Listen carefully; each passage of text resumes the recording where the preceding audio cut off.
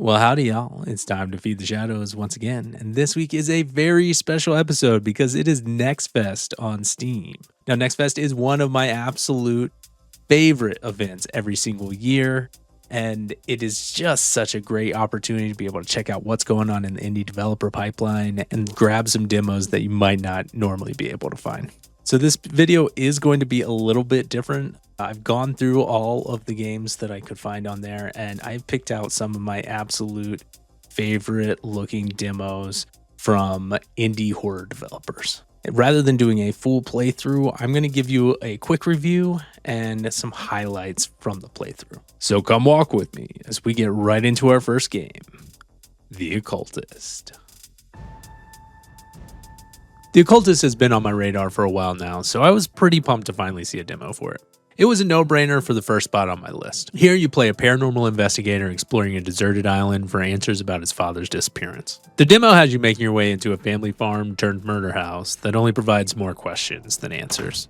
Based on the demo, I expect the full game will make heavy use of puzzles while leaning on the tremendously well done sound design and lighting for a really super spooky atmosphere. The game will likely work in some exciting chase scenes as well, based on the look-back mechanic introduced in the demo. Honestly, it's just such a good mechanic for a horror game, and I'm surprised more games don't employ it.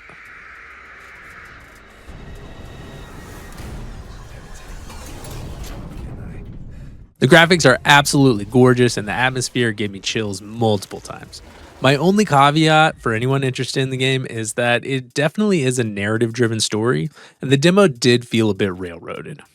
Because of where the setting is and the pace of the game, you definitely notice the lack of explorable space a lot more than some other games of the genre. That said, it was very clear for the most part where the objective was, so it wasn't hard to keep focused on moving that narrative forward. All in all, I would recommend at least trying the demo out for yourself. It offers an incredibly spooky vibe and some interesting and engaging puzzles. I gave this a 3.5 out of 5. So much for a smooth ride. Our next game takes us into a realm that blurs the line between dreams and nightmares.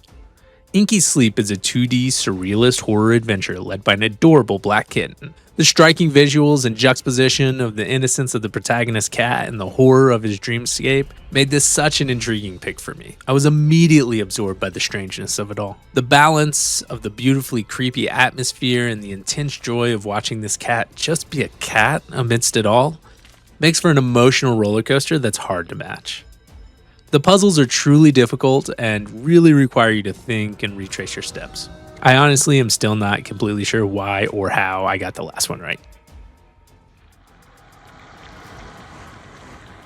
As a whole, this game is a work of art. The beautifully drawn surreal imagery combined with a clever soundscaping and a story that already has me a little bit too invested make for a delightfully macabre game that I highly recommend to anyone looking for a more cerebral horror experience. I give Inky Sleep a solid 4 out of 5.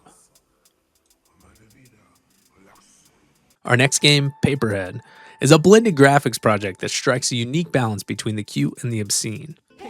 Using a shotgun, your magic pencil, and some wildly fun movement mechanics, you'll explore a cardboard world in search of life's great mysteries, like, where did all this blood come from? This demo was a ton of fun. The movement mechanics are fluid and fast-paced, the gunplay was exhilarating, and the environment was incredibly well crafted. The game takes you into the depths of a clearly nefarious facility that appears to be manufacturing cardboard mutants or something. I don't really know for sure. There's a lot of lore still to be found out in the full game. The combination of fast-paced gameplay and the glitch-core horror, that's a genre, right? Overall make for a heart-pounding experience. Altogether, this one might be my favorite game on the list.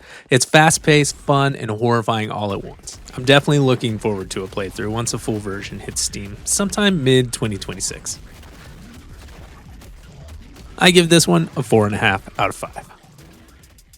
Hey, thanks for watching, folks. Be sure to like and subscribe and let me know down below what you're looking forward to from this year's Next Fest. Till next time, stay curious, stay vigilant, and keep those shadows fed.